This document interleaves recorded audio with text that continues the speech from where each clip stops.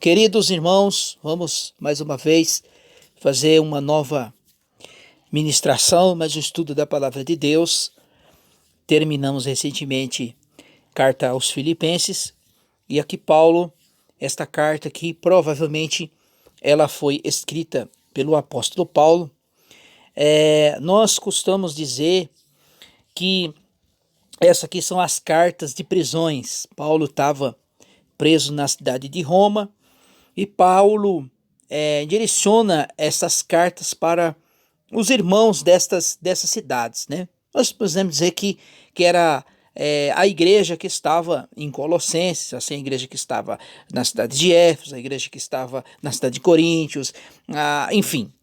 Então, aqui Paulo, ele vai começar a combater uma seita que estava surgindo nessa época, que era os gnosticismo.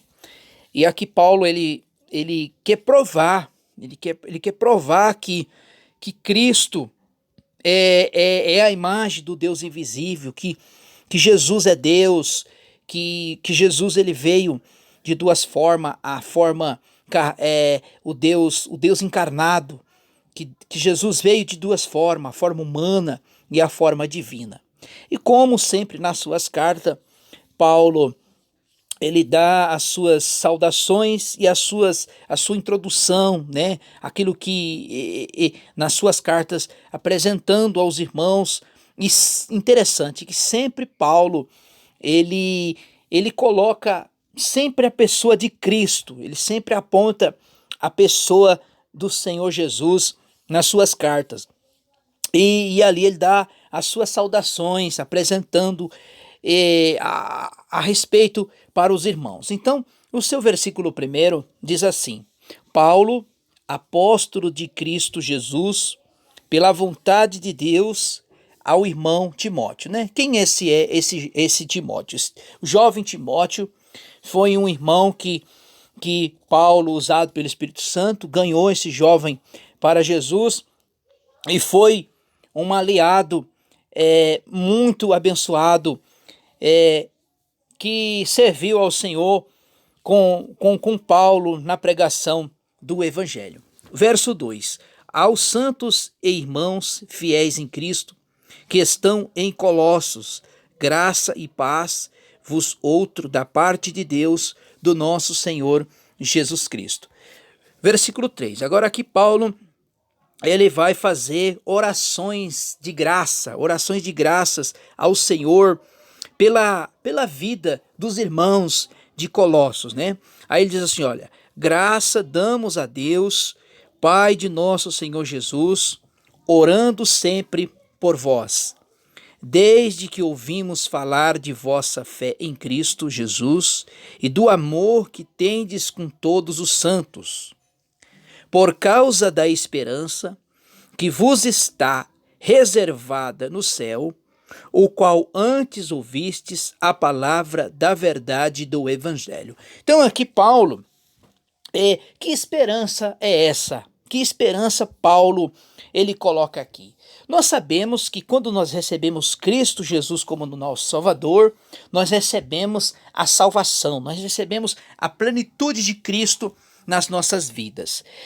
Enquanto nós estivermos nesta vida física carnal, nós não vamos poder contemplar aquilo que está reservado para nós em Cristo Jesus, né? Então nós temos essa esperança, né? A esperança. Paulo, e muitas das vezes nas suas cartas, né, ele vai dizer que aquilo que o ouvido não ouviu, aquilo que o olho não viu, aquilo que não subiu no coração, é aquilo que Deus tem preparado para aqueles que o amam. Então, Paulo ele passava essa esperança para os irmãos a respeito da esperança da vida eterna. Ele vai dizer que é aquilo que está reservado no céu.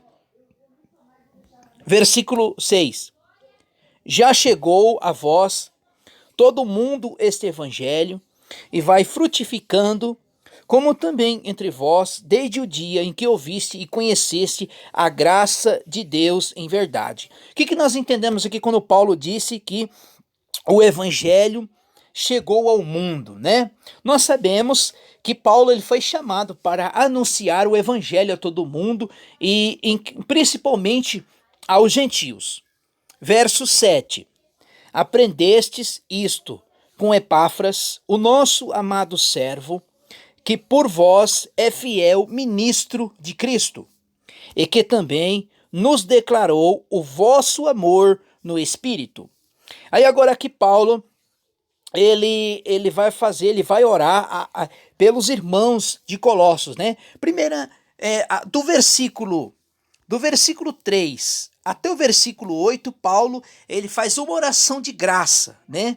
Ele tá agradecendo ao Senhor pela vida dos irmãos de Colossos, de Colossenses. Agora aqui Paulo, ele vai fazer uma oração, porque há uma diferença, amados irmãos, quando você faz uma oração de graça, você está fazendo aquela oração, fazendo agradecimento, você está louvando a Deus por tudo que o Senhor fez. Agora Paulo, ele vai orar pela vida dos irmãos de Colossenses, versículo 9. Por esta razão, nós também desde o dia em que ouvimos, não cessemos de orar por vós, de pedir que sejais cheios do pleno conhecimento da vontade de Deus e toda a sabedoria e entendimento espiritual.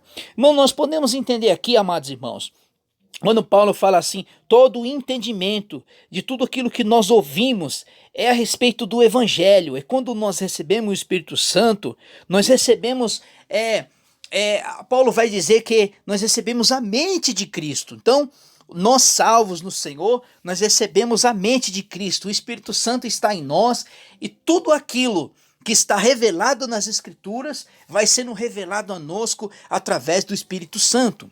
Versículo 10.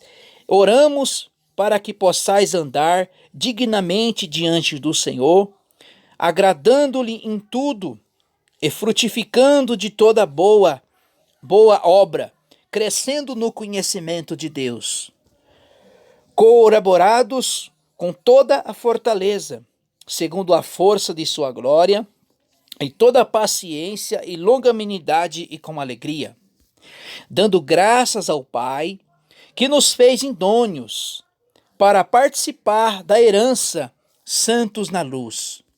Versículo 13.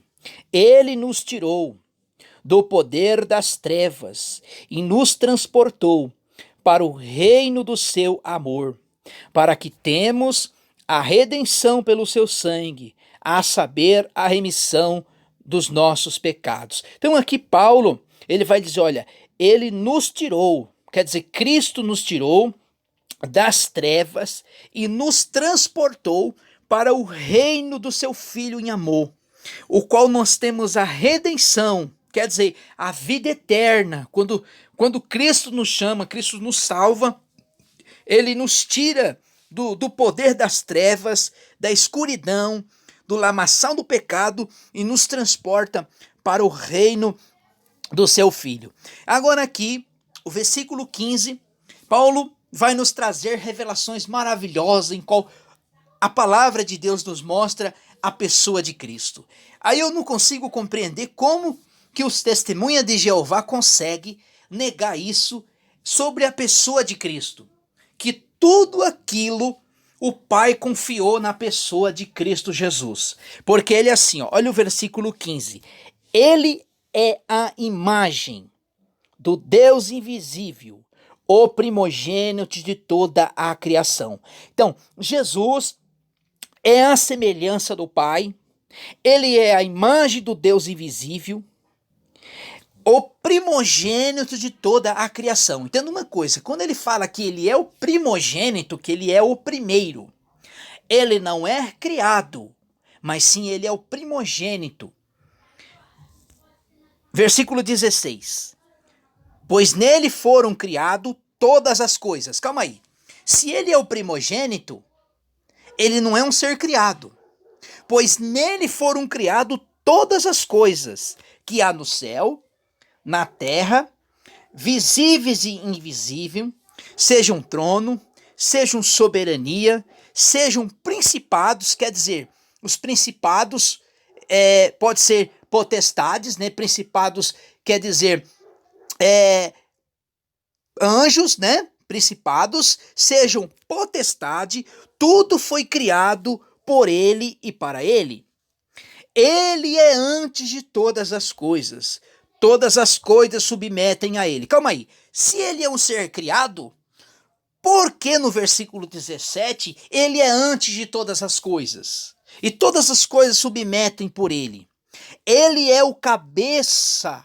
Ele é o cabeça e o corpo da igreja. É o princípio, é o primogênito entre os mortos, para que tudo tenha preeminência. Aqui, irmãos, nós precisamos entender aqui. Quando ele fala que ele é o corpo, ele é o cabeça da igreja, ele é o princípio, ele é o primogênito entre os mortos. Por quê? Todos antes de Cristo, quer dizer, me desculpe, lá em Gênesis, o homem recebeu a sentença de morte. A morte, tanto a morte física quanto a morte espiritual. De Gênesis, lá da criação, desde que o homem pecou, até Cristo, ninguém havia ainda sido ressuscitado. Por isso que Paulo vai dizer lá em 1 Coríntios capítulo 15, que Cristo é as primícias daqueles que morreram. Quer dizer, Cristo foi o único que morreu e ressuscitou entre os mortos no corpo glorificado. Por isso que ele vai dizer que ele é o cabeça e o corpo da igreja, pois ele é o cabeça e o corpo da igreja, é o princípio e o primogênito entre os mortos, para que tudo tenha preeminência. Pois foi do agrado do Pai que toda a plenitude nele habitasse. Quando fala plenitude, é completo, Cristo é completo. E que havendo ele feito a paz pelo seu sangue na cruz, por meio reconciliar-se consigo mesmo todas as coisas, tanto os que estão na terra quanto os que estão no céu. Irmãos, como é que o homem faz para se reconciliar com Deus? Como é que o homem faz para ser livre da ira de Deus, dos castigos eternos? É reconciliando através de Cristo, porque havendo por ele feito paz pelo seu sangue, por meio reconciliar-se consigo mesmo, tantos os que estão na terra quanto os que estão no céu. Então, a forma do homem voltar-se para Deus novamente, porque o homem perdeu isso lá no Éden, é através da pessoa bendita do Senhor Jesus. Versos 21. E vós também, em outro tempo, erreis, estranhos inimigos em sua mente, pelas vossas más obras. Quer dizer, antes de nós não termos Jesus como nosso Salvador, nós éramos inimigos de Deus. E Jesus nos reconciliou com Deus através do seu sacrifício. Então, a forma do homem se reconciliar com Deus é através da obra de Cristo. Verso 22. Agora, contudo, vos reconciliou o corpo de sua carne pela morte, para perante ele vos apresentar santos, irrepreensíveis e indesculpáveis. Quando ele fala assim, reconciliar, é aquilo que o homem perdeu no Éden. O homem foi separado de Deus. Agora, Cristo, quando Cristo morreu no Calvário, todos os que recebem Jesus como Salvador, ele é reconciliado aquilo que foi perdido lá no Éden, através de Adão, né? Até que então Paulo vai dizer lá em Romanos que Cristo é o segundo Adão, né? Só que é o Adão agora perfeito. Um Adão perfeito, que ele não abriu a sua boca perante os tosqueadores, está lá Isaías 53. Então, através de Cristo Jesus, o homem é reconciliado com Deus. Verso 23. Se que permanece os fundamentos firmes na fé, não vos deixando afastar-se da esperança do evangelho que ouviste, o qual foi pregado em toda a criatura, que há debaixo no céu, e o qual eu, Paulo, fui ministro. Verso 24. Agora me regozijo que padeço por vós a minha carne. Suplo o resto das aflições de Cristo do seu corpo, que é a igreja. Eu fui feito o seu ministro segundo a responsabilidade e que foi concedida para convosco, para cumprir a palavra de Deus. Verso 23, e o ministério que esteve oculto, o ministério que esteve escondido, oculto, durante séculos e gerações, e agora foi manifesto aos seus santos. O que Paulo está querendo dizer aqui? Aquilo que estava oculto, aquilo que estava escondido nos tempos eternos de Deus. Deus revelou através de quem? Através de Cristo. E aqui tem algo maravilhoso. O verso 27, ele vai falar que agora se Deus se revelou aos gentios. Os gentios, ele não tinha participação junto com Deus. Era um povo separado, um povo tratado como imundo, não fazia participação do povo entre o povo judeu, mas agora, vindo Cristo, reconciliou o homem novamente. Quer dizer, Cristo trouxe a revelação, aquilo que estava escondido nos tempos eternos de Deus. Pois o verso 27 diz assim, e a eles Deus quis fazer conhecer, os quais são a riqueza da glória, desde o ministério entre os gentios, e que Cristo vos é a esperança da glória. A ele anunciamos, e a demonstrando, ensinando que todo homem, em toda a sabedoria, para que apresentamos todo homem perfeito em Cristo. Verso 29. Por isso também, trabalhando, combatendo segundo a eficácia e que opera em mim poderosamente. Amém, meus irmãos? Deus abençoe.